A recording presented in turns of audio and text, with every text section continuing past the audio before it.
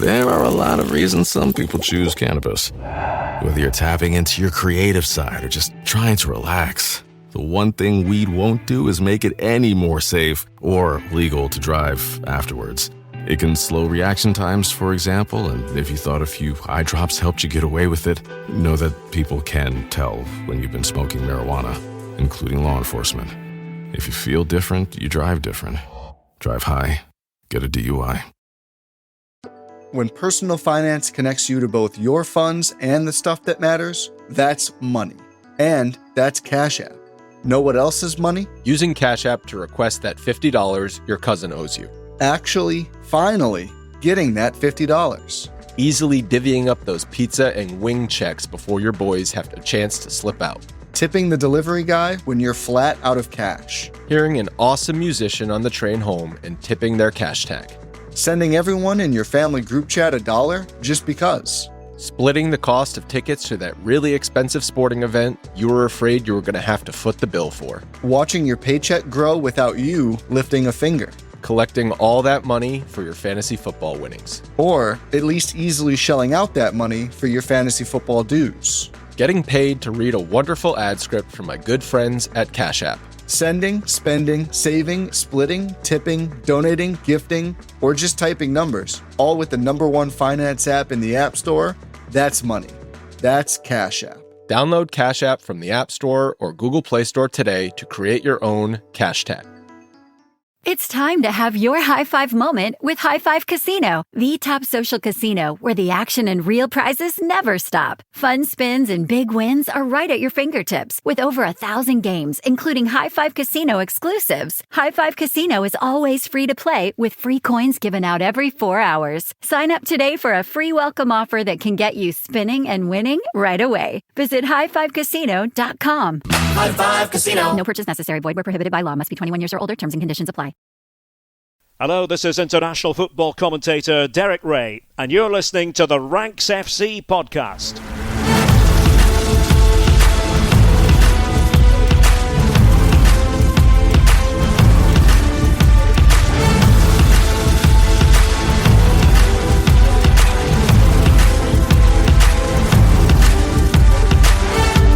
Hello, Rank Squad, and welcome to Champions League Takeaway here on Ranks FC, the show that gets you through all this week's Champions League action straight after the games have finished on Wednesday night. There's loads to get through. My name's Jack Collins, and I'll be your host today. And joining me across the water, the afternoon in San Diego, it's Mr. Dean Jones. How you doing, mate? Hello, mate. Yeah, very good, thank you. Another chaotic week of Champions League action in this new format, which we're starting to get our heads around. Unfortunately, there are some big clubs who have not got their heads around this format and are heading for some dangerous waters, mate.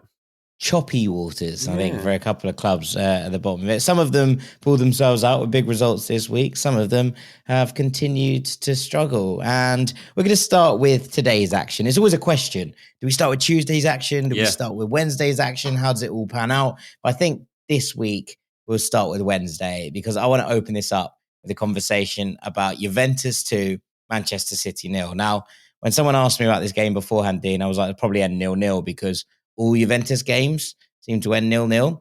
They drew 2-2 at the weekend, and they definitely all end in draws at the very least. But they haven't. They've won a game. The biggest win, I think you could probably say, of Thiago Motta's reign so far as Juventus coach. It is. But more problems for Manchester City. Yeah, I mean, give Juventus the credit that they deserve here. It won't be the story that everybody talks about. But Vlahovic and McKennie have got the goals, and Juve have pulled off a big win to see off Man City 2-0. Juventus not the giants of European football that we used to talk about. But this was a night when fans would have been able to hark back to the great times that they've had and remember what it feels like to get a big win, albeit against a team that don't really seem that elite at the moment. But yeah, Vlahovic doing bits again. That's not always nice to see. Is it funny? There was a moment when Vlahovic and Conceição was standing next to each other as they came out for the second half. And it reminded me a little bit of how me and Sam used to look when we stood side by side. The little and large combination. But it's still It still works, mate. It's a tried and tested combo. And those two enjoying themselves tonight. But the 2-0 win does not reflect well in the other dugout on Pep Guardiola, who now has 1 win in 10 games. I'm struggling to defend him, mate. I've got a couple of mates who have battered Pep for years, and I've always obviously been able to shrug it off, and before you know it, he's won another title and I've won. I'm struggling here, mate, because any other manager in the world would get the sack now, and he's just signed a new contract, and he definitely ain't getting the sack. And he's earned that as well. We should probably he has earned that, and I don't think. And actually, what I find actually fascinating about this is the fact that he's not going to get sacked, because I always think that it doesn't necessarily solve anything by sacking someone. Like, to start a whole new project, like, isn't necessarily going to fix it. There's enough to do already without finding a new manager. Probably, but I am finding him a bit stubborn and baffling, if I'm totally honest. I mean, the problem that I've got with them, and I know they've had injuries, I get that, but his stubbornness with his team lineups and his team setups is becoming a real problem. And every time they play, there are 5 players in that team. I'm thinking, why are they playing? What are you doing? Why has Ederson come back into the team tonight? I don't know. Why is Rico Lewis out there? Why is Kyle Walker out there? Why is Kyle Walker out there is a reasonable question to ask. I was watching the coverage on BT Sport, and one of the things on was the goals show, and Joe Cole kept calling him the fastest man in football. I was like, Joe, where have you been for 6 months? I was like, this man is not the fastest man in football at the moment. He might be the slowest man in football right now.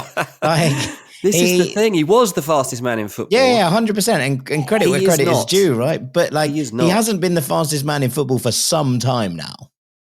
Absolutely. And look, when you look at the names on the Man City bench tonight, there are like 5, 6 kids on it. And, in the past, Pep's actually rather had 2 empty seats rather than put kids on it. That's how far we've come into the depth chart of this Man City squad. And we've still got Oscar Bob and Stones and Akanji and Ake and Rodri out of action. He only made 2 substitutions in this game.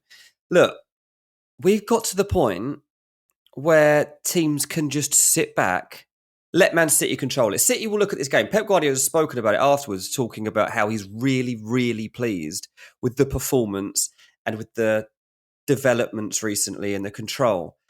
I'm looking at it thinking, do you know what? I think they were happy to let you control that game, mate, and think you were in control and have that possession and then wallop you on the counter and make sure that their 35% of possession or what they've ended up with tonight counted, because yours has counted for nothing and you have dominated possession. And I understand that. And I'm not saying you looked terrible here, but it's another game where you've lost and you have no legs in the centre of the park. You're playing with fullbacks that absolutely shouldn't even be playing. Rico Lewis and Kyle Walker shouldn't be playing. Vardiol shouldn't be playing. And normally they wouldn't be. Yeah, normally they'd be rotated out. I just don't get it, mate. I don't know why he's so stubborn. I know he would say, well, who do you want me to play? Who do you want me to play? It's like, do you know what? What I want you to do actually is have some guts and do something different here and play on the front foot. Put Savio into it earlier. I don't know. He just didn't seem to be brave enough to mix this up and go forwards. And yet again, we've seen Gundogan and Bernardo playing 90 minutes. Why? What? Gundogan's played more minutes already this season than I would have expected him to play across 2. And the stubbornness of the man is also driven in the fact that, I don't know, 6-7 weeks ago, he was still sticking by the fact that he didn't think they needed to buy new players. But mate, your team's dying. I don't mean quite literally, but it's probably not far off given the age of someone we're getting to. Kovacic was back on the bench, which is a benefit, but clearly obviously not fit enough to actually come back. At least he's coming back. There's bright spots for City in that, right? And Phil Foden was back on the bench as well. But I do take your point, and actually considering someone like Nico O'Reilly, right, who okay, isn't perfect yet, but was trusted at points last season to make an impact, right? If he was trusted at points last season, unless he's regressed massively and there's something we're not knowing, James McAtee trusted at points even this season, right? When you come back in, someone who has Premier League experience, if not, major Champions League experience, there are players here that, yes, they're youngsters, but they are players we've seen in City shirts on big nights before. Josh Wilson-Esbrand on the bench as well. So I'm not saying throw them all in from the start, right? Like, I can understand why he's gone from experience. And look, when we reviewed stuff on Patreon on Monday, we talked about the fact that maybe Pep had prioritized this game. We saw Grealish and Doku drop out of the side at the weekend. And I was like, well, they might come back in because he feels that this one's really important. And if it's this important, you've got to try and make something happen. And look, there are moments, right? Erling Haaland should score in the first half after a lovely little through ball from Kevin De Bruyne. Maybe that changes the game. And there is something to say for the fact that as soon as Juventus took the lead, look, you can criticize defending all you want in that first one. There's loads of things you can criticize in both goals, actually, I think, across the course of this City team. But there are moments where the game could change, and they're obviously not taking their chance at the moment. And obviously, confidence is low. You've got to try something at that point. And to make 2 subs, when you have 11 players on the bench, yes, okay, some of them might be filling spots but McAtee was brought back in with the idea that he might have, a real part to play this season. That's one of the things that was talked about at the start of the season. If he's not playing now, mate, he might as well leave because he's never going to get a chance like this again. Precisely, right. And so your midfield is getting run through. The press isn't working. You need to find something that's going to get this team a spark. And even if that is someone who's just going to come in and really kind of put the effort in and actually shift and have the energy and lack of fatigue to be able to do that, to not throw some of these players in at the very least, you can make 5 subs. You've made 2.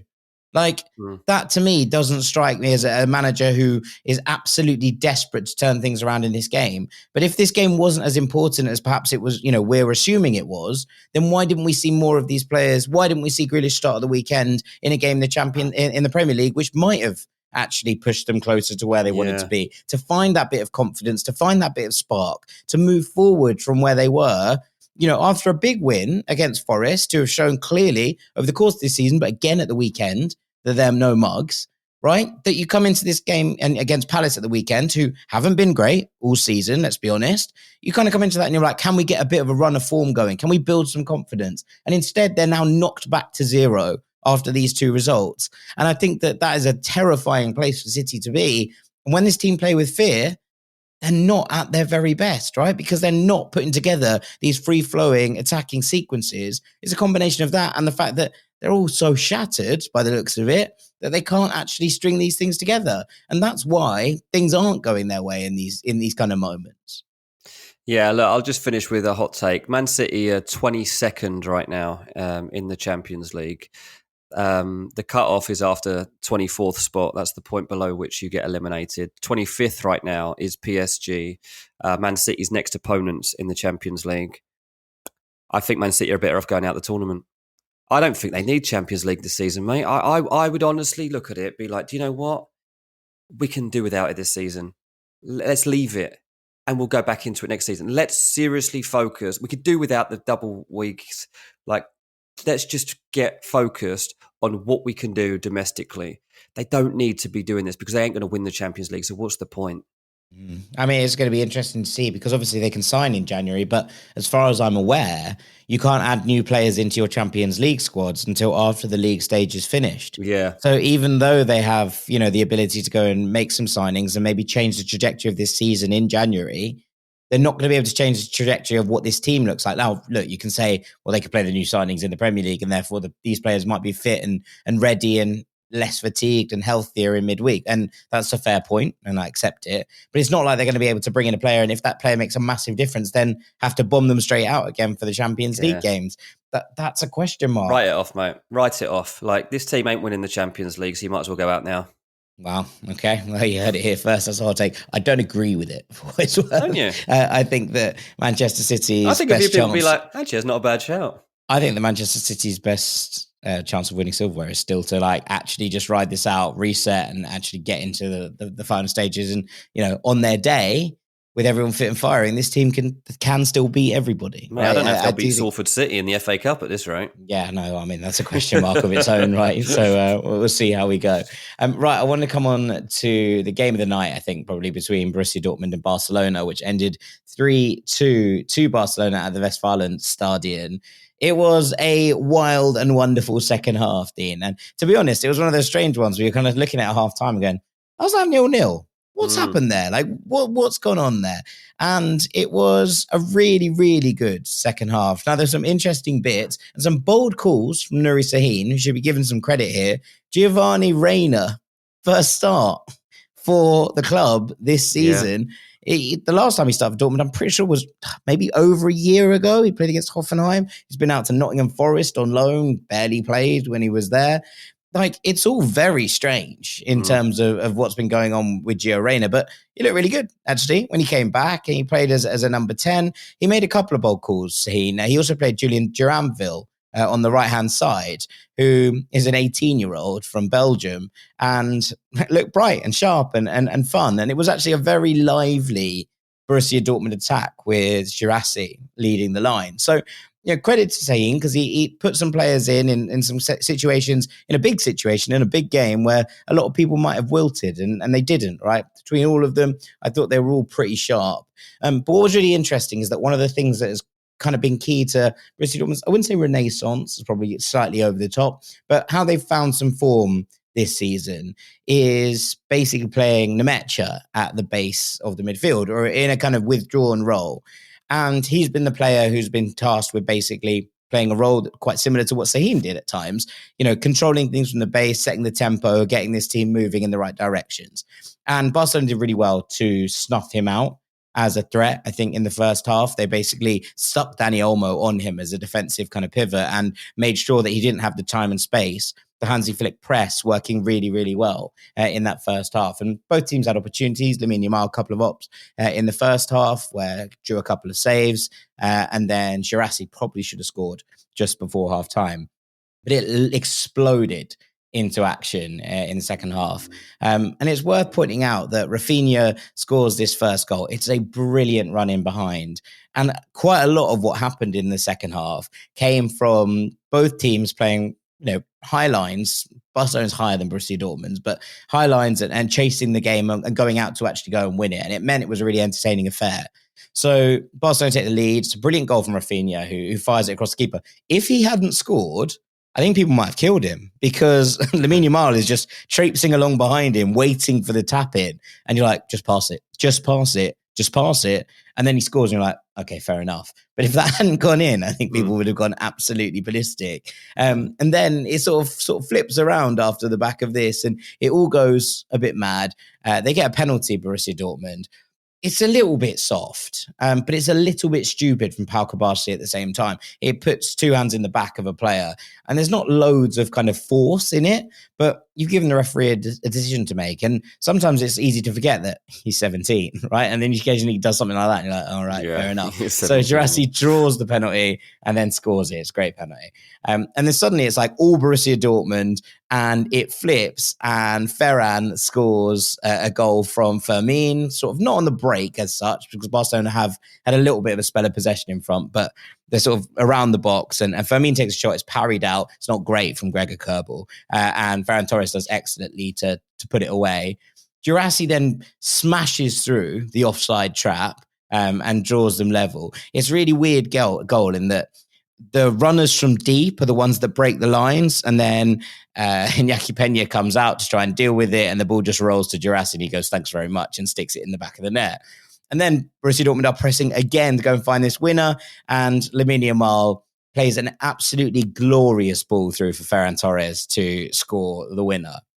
Really nice stuff, right? Like just genuinely a really, really good game of football. But some really interesting bits. That Dani Olmo being used as kind of the player that's covering the pivot was interesting. I thought that once Ferran Torres came on for Robert Lewandowski, the way that Barcelona attacked was really interesting in that Rafinha would drift into the centre forward position. He does this sometimes with Lewandowski as well, but it looks slightly different when Ferran's there because Ferran will drift out to the left. They look really, really fluid, the two of them, in the way that they switch. And Rafinha picked up the ball in some really, really interesting areas and allowed them to push up the pitch as well. So that was intriguing. Lamine Yamal is still absolutely class. He nearly gets another one of those ridiculous Trivela assists. Like, he just keeps doing this. There's a great piece from this. I can't remember who wrote it. I'm really sorry. But I read it this morning when I was flicking through my kind of bits about how he's making that Trivela pass into his own sort of trademark. Now, I would always say that's Quaresma's, but Lamine Yamal is doing a very, very good job of being like, no. This is my thing, flicking them off the outside of his foot to get them in. And he had another brilliant game as well. And shouts out to Ferran Torres, man. 2 goals here. That's 3 consecutive games he's scored in now for Barcelona. 5 goals and 2 assists this season. And there have been question marks about him. There have been question marks about his use. But every time he comes onto the pitch, I've always really liked how he moves and the way that he tries to shift beyond defensive lines.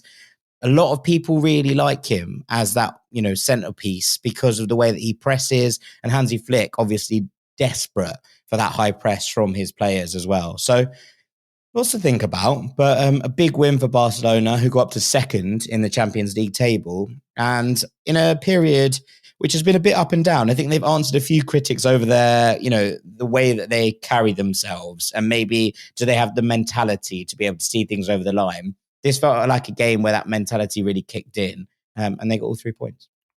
Yeah, they have got that big game mentality about them at the moment, and obviously it isn't always going their way at the moment, results-wise, Barcelona. So they needed a decent result like that would make people stand up and take notice. And yeah, when I saw the score at half-time and then later, I haven't actually seen the highlights from that one yet.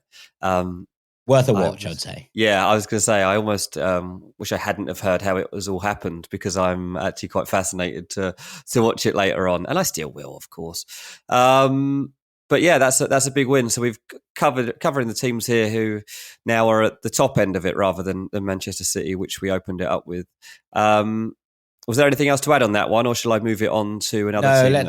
Let's roll onwards. I think there's lots to get through tonight. Yeah, exactly. So I will go on to Arsenal's 3-0 win over Monaco. Monaco, they set out with like a real intensity, and they were pressing hard and high, and it was impressive stuff. I was never really that convinced that they could maintain it and keep Arsenal at bay was my main concern for them. And it was like, if you are going to press up like that, once Arsenal figure out how to bypass this, you could be in trouble. It wasn't quite how things opened up for the goals, but eventually Arsenal did start to make themselves known, and they had some good opportunities even before they scored. Gabby Jesus probably won't want to watch the highlights from this, given some of his finishing. No. There was shouts for him to be given that full 90, wasn't there, after the weekend, and Arsenal failing to fire, but I don't think he's convinced many people of that. No, there's a reason the cries will get louder for Arsenal to go and buy another striker. But Monaco did try to lock up Saka, and they would have 2, 3 or 4 people on him at various times when he would look to be the outlet. Saka's ended this game with 2 goals. Obviously, one of the things that we've spoken about recently on Ranks FC, particularly on the Patreon, when people ask us about Arsenal's lack of creativity, is whether that's actually true and whether Arsenal can be creative. And I argued on Monday's postbox over on Patreon, please come and join us if you haven't signed up already, well, they actually were like, well, they were creative and they did score a winner against Fulham. And it was a cross from Martinelli, and Saka did find a way through at the far post. It was just one misstep from Martinelli, and the goal didn't count. Well, this time they got their breakthrough because a ball came over from the same side, and Saka's gone in at the far post and scored. So they have got a route to goal. The best thing that Gabby Jesus did all game was an absolutely delightful cross, to be fair to him. But he did it, and that's how they got their breakthrough, because Saka came in at the far post and scored, and that was a creative moment.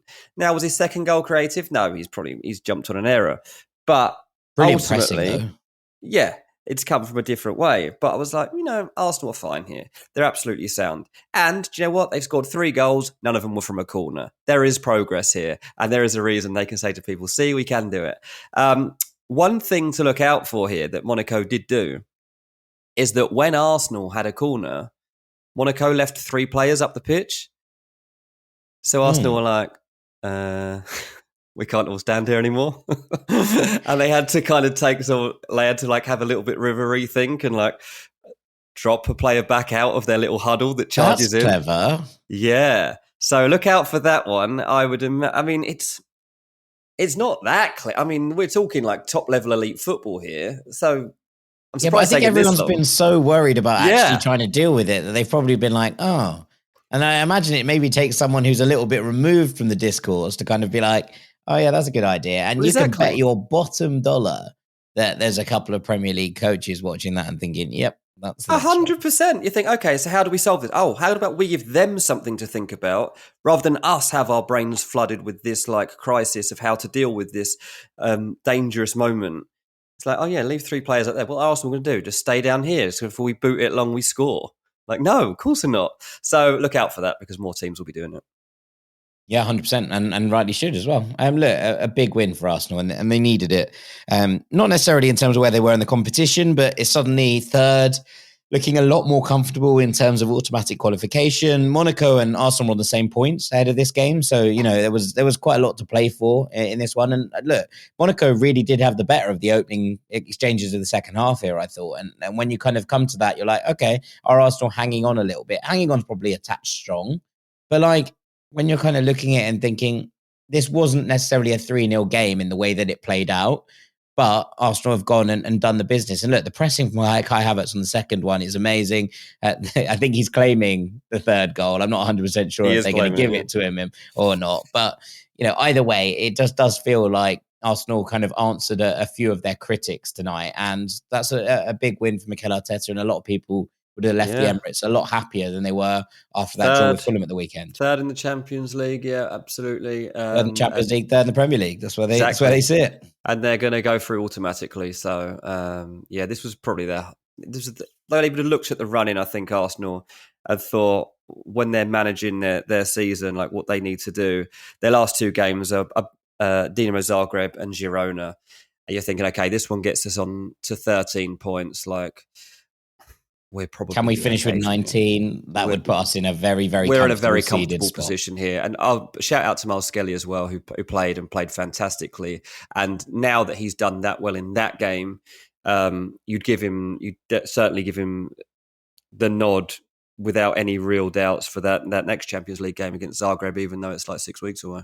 Yeah, 100%. I mean, I'm sure he'll get games before that. I thought they were looking for something in those areas at the weekend. Poor old Tierney suggested it. Yeah, KT is not going to be playing. It's time for KT to leave. It definitely is time to go. Now he's just seen how he's played tonight at left back. Yeah, 100%. And right, should I run through the rest of tonight's action? Atletico Madrid won 3-1 against Slovan Bratislava. Pretty routine for Atleti against the competition's whipping boys. That does make it 10 wins in a row, Dean, for Diego Simeone's men, with that game against Barcelona looming on the horizon in a couple of weeks. Looks massive. A gorgeous opener from Julian Alvarez, who City are really missing. But I've mentioned a couple of times now, he really does look at home in this Atleti side now. Such a stupid sale. Griezmann. That might be the worst sale Pep Guardiola's made of his entire City stay. I don't know, man. Cole Palmer probably have I don't know, because Cole Palmer wouldn't have given them the same Cole Palmer wasn't really playing. Yeah. And even now, you leave Haaland out, play Alvarez, whatever. You know what I mean? Yeah. I just think it's such an absence. Yeah. His partnership with Griezmann's going from strength to strength. And look, Griezmann scored a header for the second, which is a bit of a collector's item. And then he put the game beyond doubt when Slovan very briefly threatened to come back after converting quite a dubious penalty, I thought. Routine rather than renaissance, unlike the weekend. But steady as she goes right now for Atleti. They look really, really good at the moment. It was less so for AC Milan, who scraped a 2-1 win over Crvena Zvezda at San Siro, Red Star Belgrade. They had been decent enough, Milan, I thought, in the first period. Rafa Leão missed one glorious chance, then converted a more difficult one moments later, which is kind of just his way in so many ways. But look, when Red Star got the equaliser, through some fault of Milan's own, Yusuf Fofana was just mucking about with it on the edge of his own box and lost the ball. And then some absolute dynamite from the right peg of Nemanja Radonjic, who unleashed a rocket into the corner. Brilliant strike from him. It looked like they might be en route to dropping more points. They found the winner. Tammy Abraham scored, which is good for him because he hasn't really clicked into gear since joining Milan. Obviously, Alvaro Morata, the kind of undisputed starter, but a big goal for him in a big moment. But they were a bit lucky with that as well, because it did look like a push from Matteo Gabbia on the line that allowed the ball to squeeze home. So job done for Milan, but just, and they continue to sort of uninspire confidence in some ways. But look, 3 points without Pulisic, they'll be happy enough with that. Feyenoord won 4-2 against Sparta Prague. A slightly wild game in Rotterdam. Feyenoord racing into a 3-0 lead, the pick of which, by the way, another wonderful goal from Anis Haj Musa, who curled a beauty into the far corner.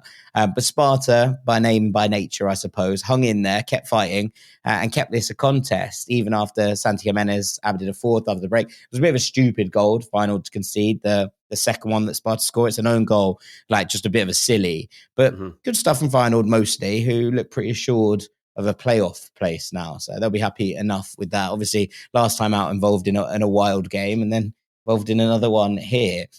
And Stuttgart won 5-1 against Young Boys. I just wanted to start by saying thoughts with Meshak Elia, who was unable to play for Young Boys tonight because his young son died just hours before the game, which is the most tragic and heartbreaking news you could hear. A brief illness and just suddenly passed away, which is, incredibly sad. And just one of those things that your heart goes out for him.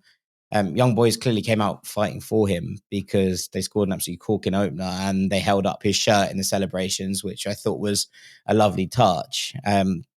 Sadly, from their perspective, Stuttgart didn't really get the memo, and they scored 5 without reply afterwards. There was a couple of stunners in there as well from Chris Vuric and Yannick Keitel, his first goal for Stuttgart, which is a nice touch for the youngster. Sent the home fans home happy. And I thought Enzo Mio was exceptional in the Stuttgart midfield. He scored one, made another, showing why he's such a highly rated talent. But mostly, I think the news about Elia really overshadowed this game. And obviously, just a really, really sad thing to hear. There was a minute's silence beforehand, and all the Young Boys players wore black armbands in solidarity with their teammate. But I can't imagine that there were too many minds on the game, and I don't think the headlines or there's going to be too much criticism from the fans given the situation that was in. So a really sad game in some ways in Germany. Lille beat Sturm Graz 3-2, and wow, Lille made this hard for themselves. They went 2-0 up. And the second goal went in pretty much as the clock hit 45 minutes. You're 2-0 up at home to a team struggling at the bottom. Just see out the injury time period. But they don't.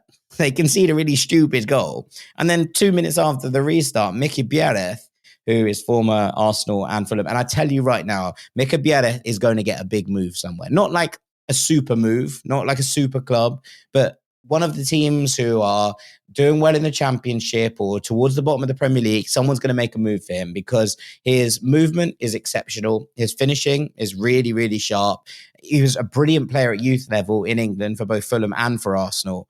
And he's been excellent almost since he hit the ground running in Graz. So just one to keep an eye on out there. This isn't the first time I've called this out, but at some point, someone's going to gamble on this because I don't think it's going to cost all that much money. And there have been, this kind of run of some really good strikers coming out of the Austrian leagues in recent years. So Mika Biereth, I think, will be the next one off that production line. But he scored this goal and it's like everyone is absolutely stunned. The game was in complete cruise control for Lille in the first half. But they do find a winner. Haraldson scores a great strike just after coming on, actually. A really, really nice goal. And Lille are up into the top 8. So having dispatched Real Madrid and Atletico Madrid in recent weeks, scoring 3 without Jonathan David tonight, which I thought was something to just be aware of, they've quietly moved themselves up the table and into this top 8. So shouts out to Lille, even if this was much, much more difficult than it needed to be, considering the control that they had in the first half of this game. And then Benfica drew 0-0 with Bologna. Benfica thought they'd scored really early on. Evangelos Pavlidis, nice little dink actually, but he was ruled correctly offside. And Skorupski was brilliant in the Bologna goal. A brilliant save from Di Maria on the volley. I thought that Alvaro Fernandez, who obviously moved from Manchester United, who now desperately need someone who can play on the left-hand side of their defence, was excellent again. He got man of the match. Did he? I'm sure eyes at Old Trafford are rolling in many ways. He's been really, really good for Benfica. A couple of really good saves from Skorupski. Bologna really, really, really stuck in there with it, but Benfica's still very wasteful at the end of this game. Thijs de Linge, a couple of moments where he might have felt he could change the trajectory of this, one in each half, really, that he probably should have done better with both. But Benfica, I think, will be the more frustrated side. Bologna probably can't qualify now. They got a draw in their first game. They got a draw in this game. They've lost all 4 in between. They're probably cooked. But Benfica will look at this as points dropped, I think, more than Bologna will, who are still obviously adjusting to their first time in the Champions League in over like 50 years. So you can kind of accept that a little bit more. But Bologna have been better in recent weeks, and they do deserve some credit for turning around what was quite a tough start to the season, losing a lot of key players, losing the manager, etc. Cenzo Italiano, who was at Fiorentina beforehand, has started to turn things around there. And Lewis Ferguson coming back has been massive for them. Yeah, absolutely, mate. Yeah, spot on. Is that all of them? That's all of them for today. That's the lot. So after the break, we're going to move on to Tuesday's action. Don't go anywhere. The Champions League, Copa Libertadores, the World Cup. The world's top athletes get to play in these top-level sporting events thanks to one thing: teamwork. And teamwork can also protect your financial legacy and your family's future. SelectQuote's licensed insurance agents are the perfect teammates when shopping for customized, affordable life insurance. They can find you the right policy to keep your financial legacy safely in your family's home ground. SelectQuote is one of America's leading insurance brokers with nearly 40 years of experience, helping over 2 million customers find over $700 billion in coverage since 1985. Other life insurance brokers offer impersonal, one-size-fits-all policies that may cost you more and cover you less, while SelectQuote's licensed insurance agents work for you to tailor a life insurance policy for your individual needs in as little as 15 minutes. And have you ever worried about getting coverage with pre-existing health conditions? SelectQuote partners with carriers that provide policies for a variety of health conditions. High blood pressure, diabetes, done your ACL? No problem. SelectQuote partners with carriers that can cover those conditions and loads of others. Or, if you don't have any major health issues, they work with carriers that can get you same-day coverage with no medical exam required. Get the right life insurance for you for less at selectquote.com/ranks.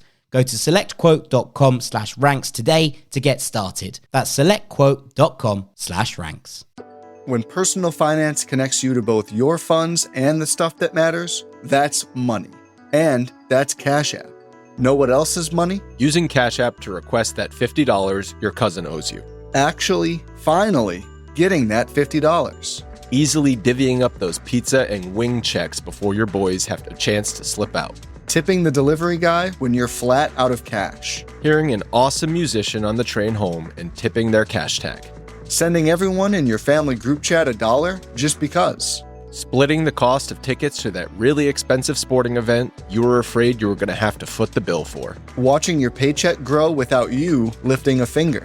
Collecting all that money for your fantasy football winnings. Or at least easily shelling out that money for your fantasy football dues. Getting paid to read a wonderful ad script from my good friends at Cash App.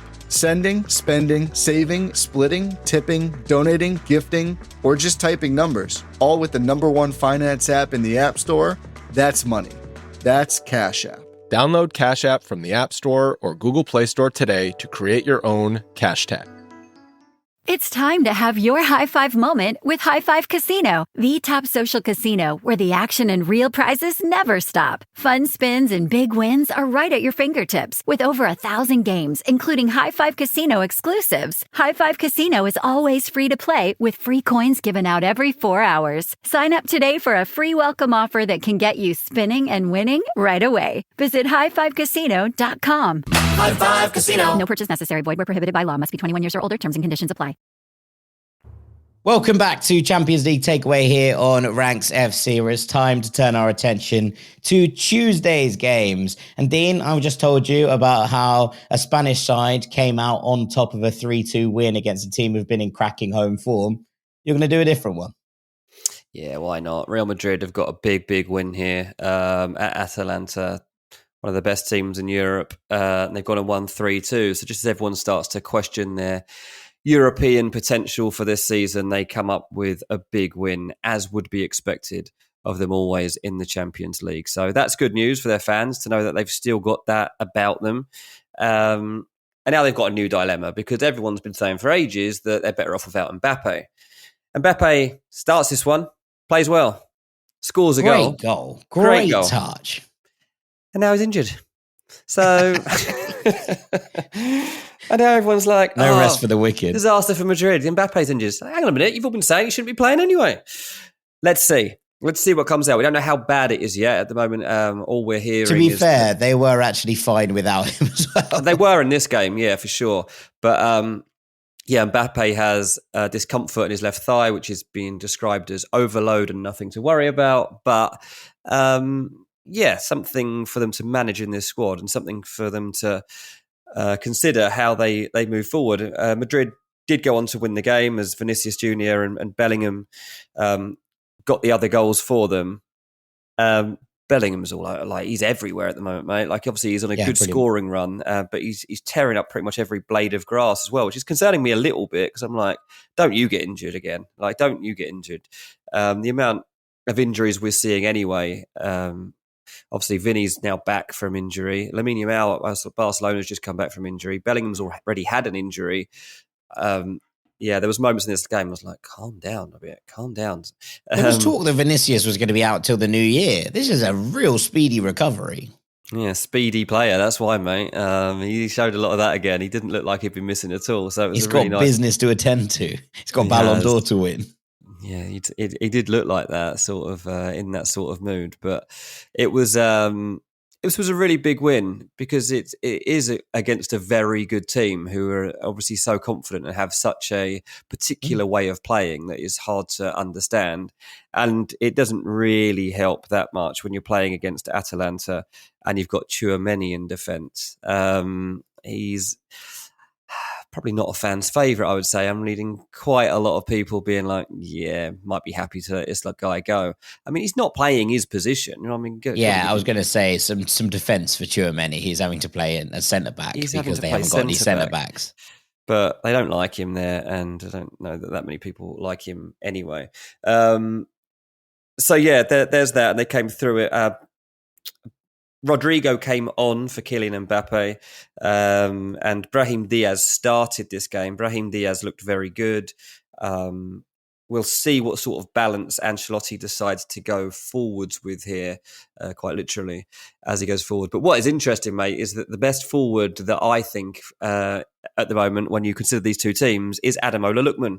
I am in love with Ademola Lookman, and I wish he'd been able to play like this when he played for Fulham. We saw glimpses of it. You always see glimpses of it. But the way this guy is playing is out of this world. He is all... He looks like Rafael Leao. It's decisive, isn't it? Like that is it. Every time he gets the ball, you're like, something's going to happen here. And that is an incredibly good place for a player to be. Oh, mate, he's breaking ankles with his body swerves and his little movements. People cannot work out which way he's going to go.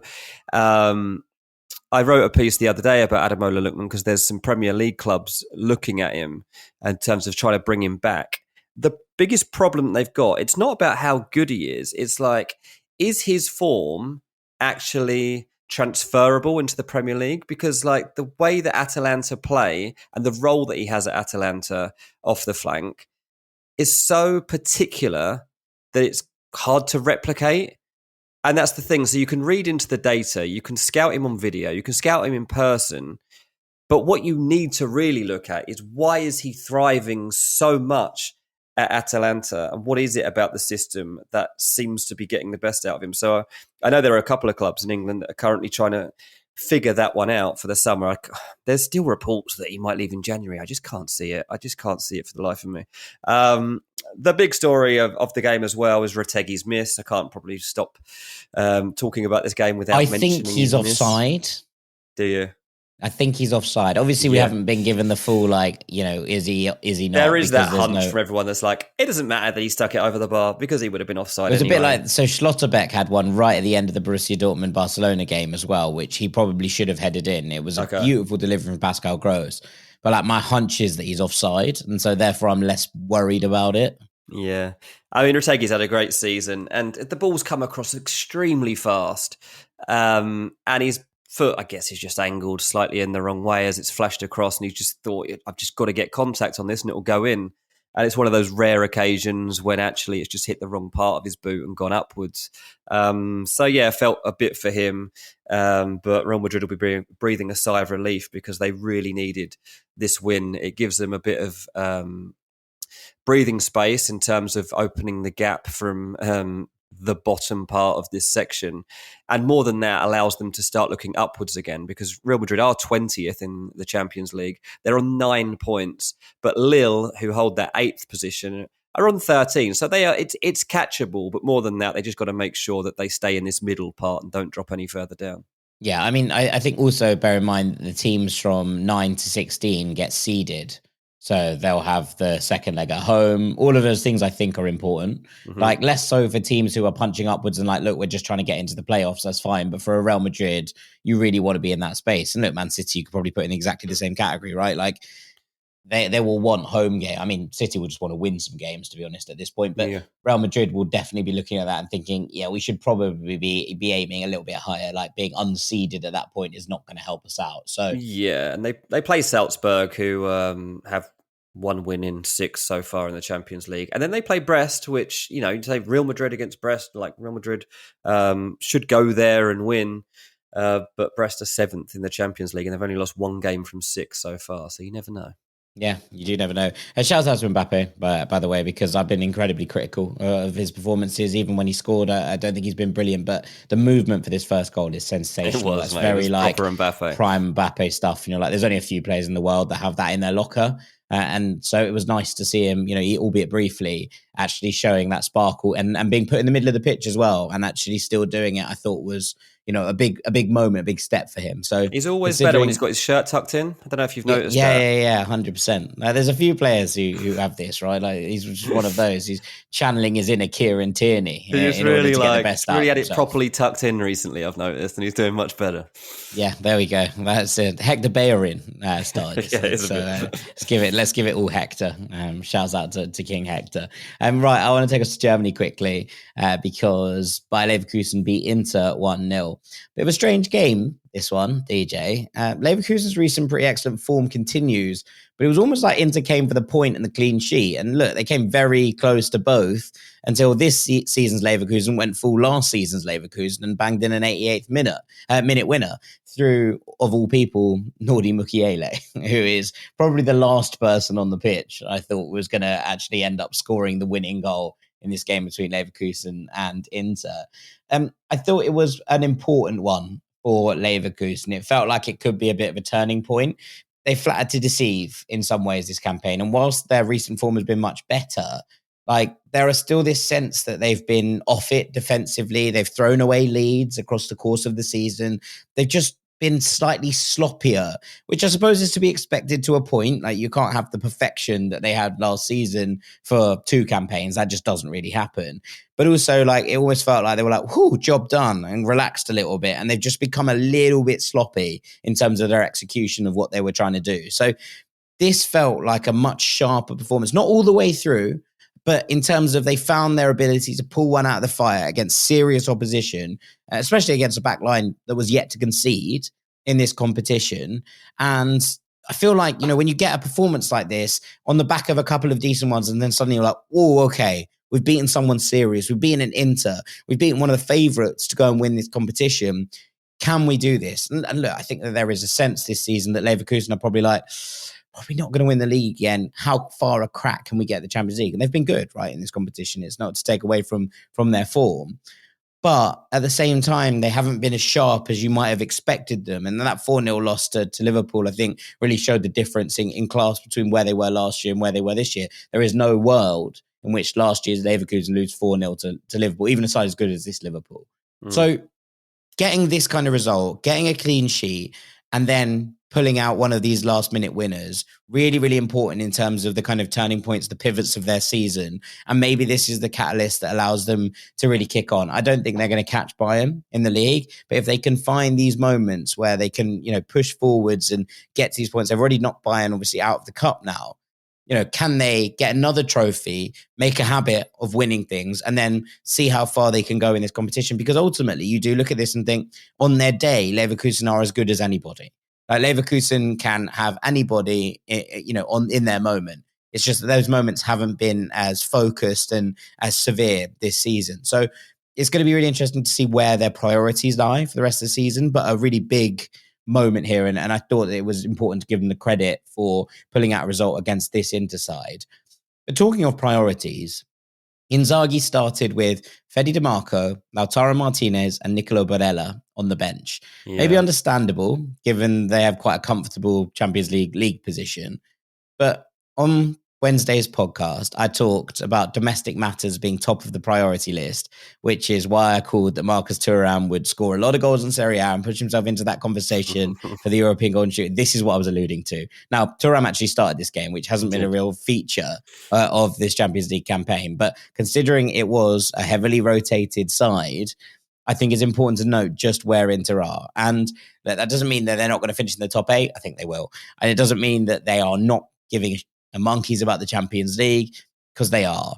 But I do think that considering where they are in both competitions, considering the fact that there is such a tight, and bottleneck, if you will, at the top of Serie A, I think that it does feel at the moment they're like, just keep winning, keep in the pace. And by the time it gets to March, we know that we have the capacity to get these things over the line. And at that point, I wonder what it looks like in terms of priorities. And I think that they have just gone, you know what, the weekend, important. This one, less so. Difficult game. Can we get a clean sheet? We know how good this defense is. And they came very close to it. But they didn't have a shot on target. So, kind of looking exactly, at that. That's the thing. Like, Leverkusen deserved the win. But yeah, it's Inter's first defeat. There's only one team in the entirety of this Champions League format that hasn't lost a game, and it's Liverpool, top of the league. Like, they're the only team who have not suffered a defeat. So you can lose one. It's fine. And you can still make it through. Fine. But Bayer Leverkusen did deserve this win, and the scenes as they scored that goal were very much deserved, I felt. I know Inter were devastated with it because they've worked so hard to try and keep it down. But yeah, when you look at the stats, you can't really deny them that moment. No, I don't think so. There was another corker last night, which was also in Germany. You're going to take us about to Leipzig for their game against Villa. Well, Leipzig aren't going to be happy about this. They've lost again. They're out. They're done. They're actually fully done. Cooked. Good night. Useless. Absolutely useless. Leipzig have played 6 games in the Champions League, and they have lost 6 games. They've lost this one 3-2 at home to Aston Villa. They probably thought they were going to get something out of it, to be honest, once they came back to 2-2. Even when they were 3-2 down from a Barkley goal, I still probably think they thought that they had enough to force their way through. It didn't come. It was another good night for Emi Martinez. It's always worth pointing that out, that Emi Martinez is always worth a goal in himself in terms of the one that he saved you.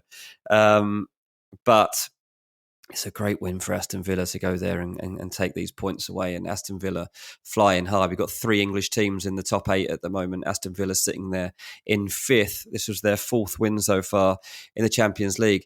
And it's got me thinking, Jack, obviously Villa haven't been great recently. This was their best performance in a while, probably 7 or 8 weeks.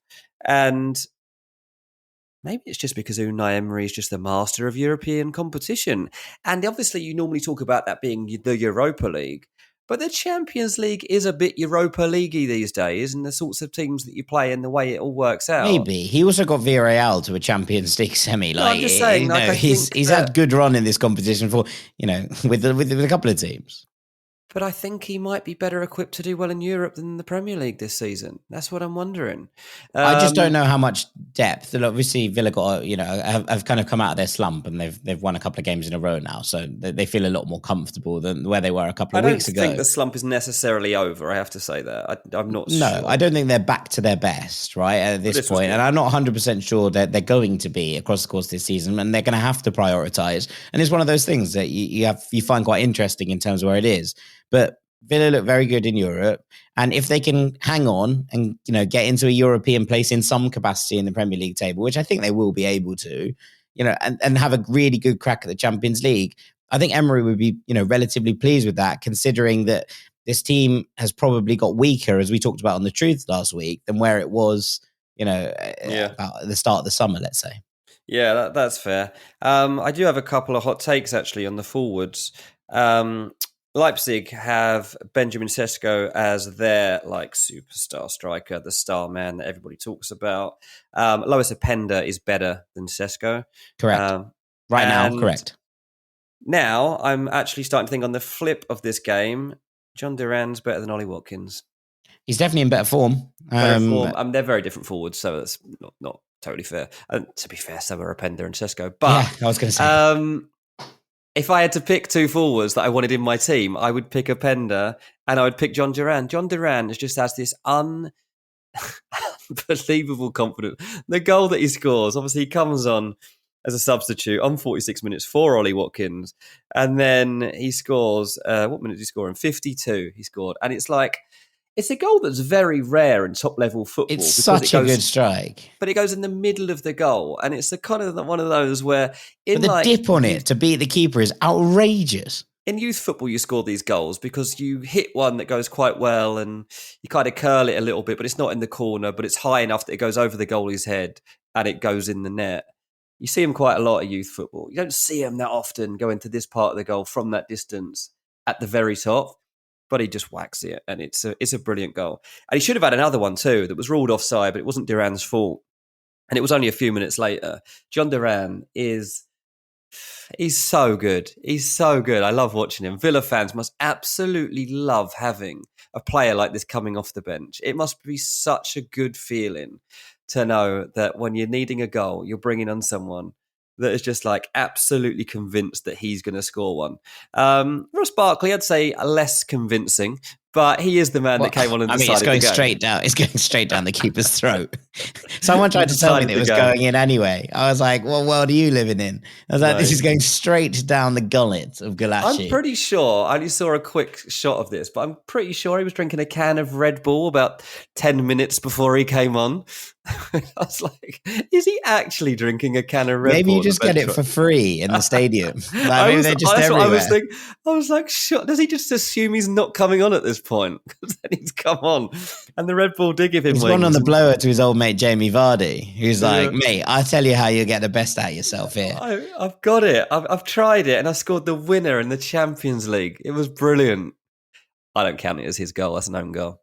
Yeah, that is one of those ones where it's definitely on target, but like there's no way that ball goes in without the deflection, so it is what it is. But look, shouts out to Ross Barkley, came on, decided the game, not I think as convincingly as some might have hoped, but he got the business done. Villa deserves to win this, right? They were the better side, and they deserve real credit for the way that they applied themselves in this game. But there were still opportunities the other end, and the one that's given away in the centre defence and Openda doesn't finish it is one of those ones that you'll look back at and be like, wow. I mean, we just sung Openda's praises there, but that is a real gaffer of a moment from him with the score at 2-2. You expect him to be putting that kind of chance away. What a finish from Baumgartner, by the way. Absolutely 100%. Glorious to make it 2-2. So, a good game, but Leipzig down and out, and Aston Villa flying very, very high.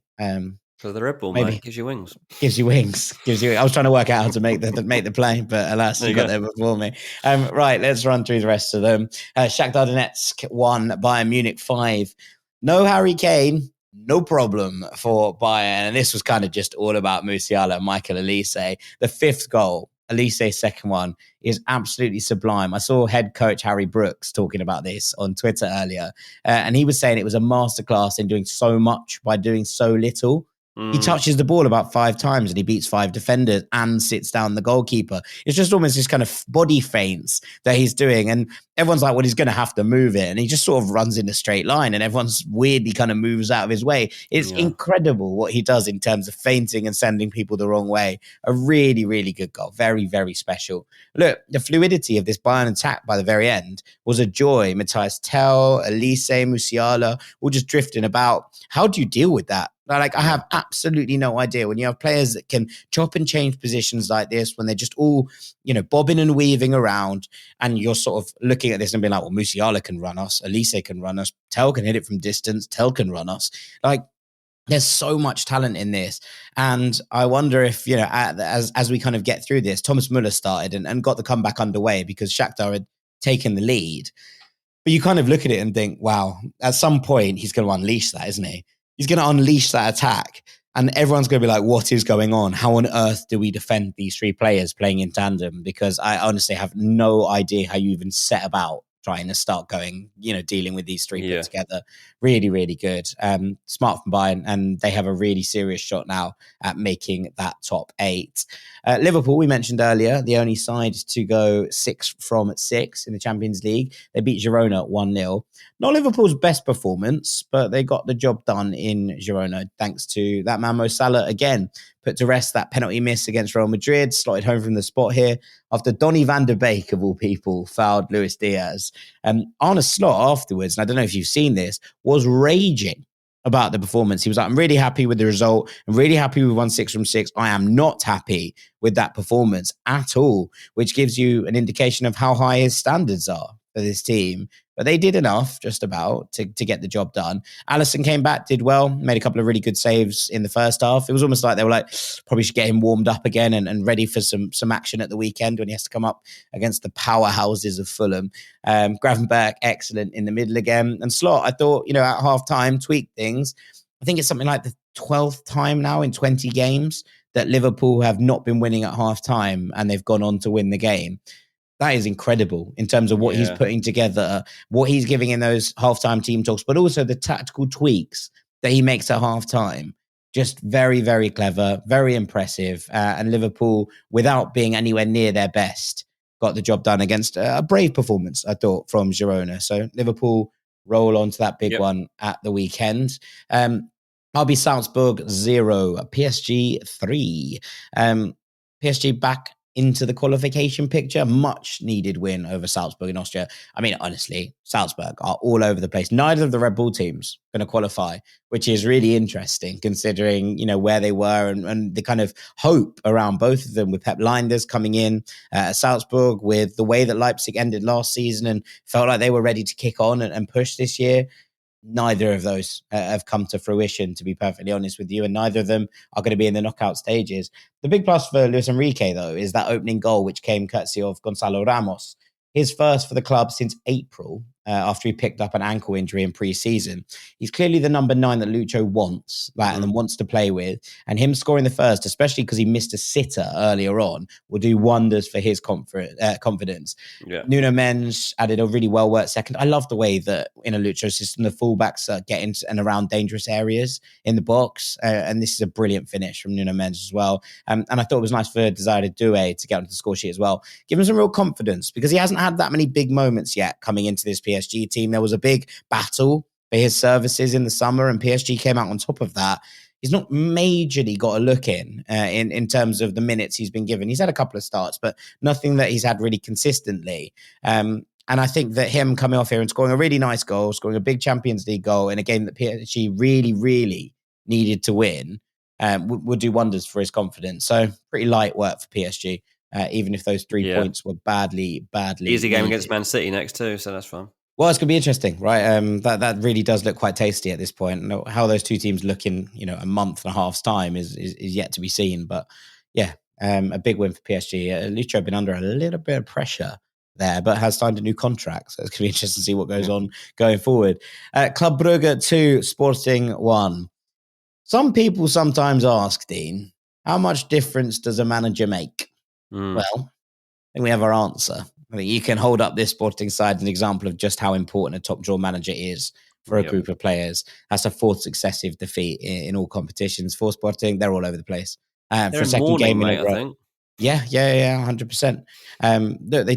They wore white here, maybe to try and get out of that morning feeling, but it still didn't seem to help. They took the lead early on for the second game in a row, and for the second game in a row, they succumbed to 2 sucker punches that left them reeling. They are missing some key players, right? That should be noted, especially in the heart midfield. Morita's missing, Berganza's missing, and Pedro Gonçalves is missing. But we've seen players like this missing before. We've seen Amorim find solutions out of almost nowhere. Nothing seems to be working for João Pereira. Credit to Brugge should be given. Like, they've been competitive throughout this tournament. After an early blow, they took control of this game. They played some really nice stuff. They created a lot more incisively and a lot more directly whilst giving up a lot of the ball. And their press is really excellent. I said this after the game against Celtic, but again here, the way that they press is so impressive. I tell you what, Pep Guardiola should be looking at this Club Brugge side and being like, right, that's how you press from the front. That's how you press from the front, because the opportunities come from the way that they force teams into mistakes. We saw it last time out against Celtic, saw it here as well. Both of these two teams on the same points now. Imagine saying that at the start of November when Sporting was second. Feels like a long, long time ago. Yes. Right, Brest 1, PSV Eindhoven 0. The Pirates go plundering again. This is my favourite narrative in all of football. Another incredible result for Brest, who are now one win away from probably securing a top 8 spot in their maiden Champions League voyage. Like, in all fairness, they were a little bit lucky here, right? PSV hit the post, or a lovely strike from Ricardo Pepi. Brilliant save from Marco Bizzo in the Brest net. PSV had a lot of the ball. They created some really good opportunities. The Brest have been really resilient defensively. The Barca game potentially aside, they fought so boldly in front of a buoyant crowd. If they are in the playoffs, I heard yesterday, I think it was Julien Laurent saying that they're going to be playing at the Parc de France, which is really cool. Or maybe the Stade de France. No, Stade de France, that's it. They're going to move everyone from Brittany, because even the stadium they're playing at right now, which is Guingamp's ground, isn't big enough to host a knockout game in the Champions League. So they're going to have to move somewhere else. And the place they've been like, let's go to Paris. Let's take everyone to Paris. So the whole of Brittany is going to be on the move if they're in the playoffs. But to be honest, mate, they might not need it at this point. They might not need those playoffs. They'll still have to use that stadium for the knockout rounds full stop, I think. But yeah, it doesn't look like they're going to need the playoffs. I mean, one more win. One more win for Brest is all very on. PSV will be absolutely gutted about this result. They didn't play bad. I'm bored of the Brest jokes, by the way. I'm so get bored over of it. all that. Yeah, we see you, CBS. Stop it. Honestly, that's enough. That's one of my worst segments ever, I think. First time, fine. Like, after that, stop it. Right, I'm going to finish with the 0-0. Dinamo Zagreb 0, Celtic 0. Celtic the better side at the Maximir, which I wasn't really expecting. And look, they never really looked like conceding. But they didn't really look like they had wherewithal to make the most of a couple of promising situations either, especially in the first half. Celtic always look much better defensively when Cameron Carter-Vickers is on the pitch, although his slip on a tricky surface, it must be said, did lead to Dinamo's best opening in the first half. Second half was a bit more open, still not loads of clear-cut opportunities. I think Celtic will be frustrated because I think 3 points would have pretty much secured qualification to the playoffs, but back-to-back away clean sheets in the Champions League for Celtic, and now one loss in 6 games, even if that one loss was an absolute thumping. They look like they're competitive at this level once again. And this was a game that I think there was a lot of frustration around the camp, and watching the interviews with a couple of players afterwards, Callum McGregor in particular, you know, there was a sense they were like, we probably should have kicked on and done some more with that. So Carl Vickers being back was massive. They will go into that game against Rangers in the cup final at the weekend full of confidence. I think the only slight worry for Celtic is Alistair Johnson went off injured at half time. They will hope that he is back soon. Oof. You done?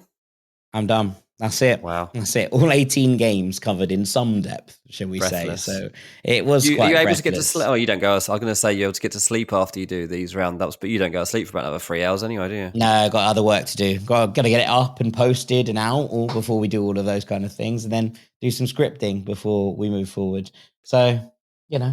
You're a grafter, mate. You're a grafter. Time waits for no man, Dean. And Very good, there man. are plenty We all of things appreciate to get you. on with. Thank you, man. I appreciate you as well. But all that is left for me to do is to say thank you very much to my co-host, Mr. Dean Jones. Cheers, mate. I've been Jack Collins. This has been Champions League Takeaway here on Ranks FC. Thank you so much for listening as ever. The Truth will be back first thing Friday morning. Sam and Doogie talking about Tottenham Hotspur and the questions around Ange Postecoglou's future and the club as a whole, all the way down from Daniel Levy to the players. So loads to get stuck into in that regard. But for now, from us this week, thank you so much for listening to this. Thank you so much for listening to the main episode, which was all about the European Golden Boot race. If you haven't already, go back and listen to that one straight after this one. Double whammy for you from Ranks this week. But thank you so much for sticking with us as ever. We really appreciate it. Take it easy. Peace. The Champions League, Copa Libertadores, the World Cup. The world's top athletes get to play in these top-level sporting events thanks to one thing: teamwork. And teamwork can also protect your financial legacy and your family's future. SelectQuote's licensed insurance agents are the perfect teammates when shopping for customized, affordable life insurance. They can find you the right policy to keep your financial legacy safely in your family's home ground. SelectQuote is one of America's leading insurance brokers with nearly 40 years of experience, helping over 2 million customers find over $700 billion in coverage since 1985. Other life insurance brokers offer impersonal, one-size-fits-all policies that may cost you more and cover you less, while SelectQuote's licensed insurance agents work for you to tailor a life insurance policy for your individual needs in as little as 15 minutes. And have you ever worried about getting coverage with pre-existing health conditions? SelectQuote partners with carriers that provide policies for a variety of health conditions. High blood pressure, diabetes, done your ACL? No problem. SelectQuote partners with carriers that can cover those conditions and loads of others. Or, if you don't have any major health issues, they work with carriers that can get you same-day coverage with no medical exam required. Get the right life insurance for you for less at selectquote.com/ranks. Go to selectquote.com/ranks today to get started. That's selectquote.com/ranks. When personal finance connects you to both your funds and the stuff that matters, that's money. And that's Cash App. Know what else is money? Using Cash App to request that $50 your cousin owes you.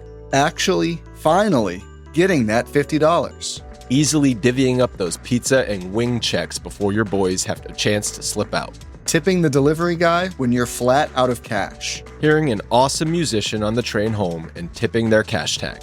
Sending everyone in your family group chat $1 just because. Splitting the cost of tickets to that really expensive sporting event you were afraid you were going to have to foot the bill for. Watching your paycheck grow without you lifting a finger. Collecting all that money for your fantasy football winnings. Or at least easily shelling out that money for your fantasy football dues. Getting paid to read a wonderful ad script from my good friends at Cash App. Sending, spending, saving, splitting, tipping, donating, gifting, or just typing numbers, all with the #1 finance app in the App Store. That's money. That's Cash App. Download Cash App from the App Store or Google Play Store today to create your own cash tag.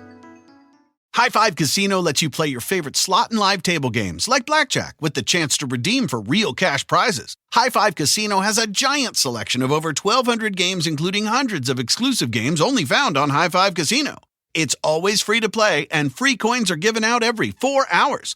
Ready to have your own high five moment? Visit highfivecasino.com. That's casino.com. No purchase necessary. Void where prohibited by law. Must be 21 years or older. Terms and conditions apply. The Champions League, Copa Libertadores, the World Cup. The world's top athletes get to play in these top-level sporting events thanks to one thing: teamwork. And teamwork can also protect your financial legacy and your family's future. SelectQuote's licensed insurance agents are the perfect teammates when shopping for customized, affordable life insurance. They can find you the right policy to keep your financial legacy safely in your family's home ground. SelectQuote is one of America's leading insurance brokers with nearly 40 years of experience, helping over 2 million customers find over $700 billion in coverage since 1985. Other life insurance brokers offer impersonal, one-size-fits-all policies that may cost you more and cover you less, while SelectQuote's licensed insurance agents work for you to tailor a life insurance policy for your individual needs in as little as 15 minutes. And have you ever worried about getting coverage with pre-existing health conditions? SelectQuote partners with carriers that provide policies for a variety of health conditions. High blood pressure, diabetes, done your ACL? No problem. SelectQuote partners with carriers that can cover those conditions and loads of others. Or, if you don't have any major health issues, they work with carriers that can get you same-day coverage with no medical exam required. Get the right life insurance for you for less at selectquote.com/ranks. Go to selectquote.com/ranks today to get started. That's selectquote.com/ranks.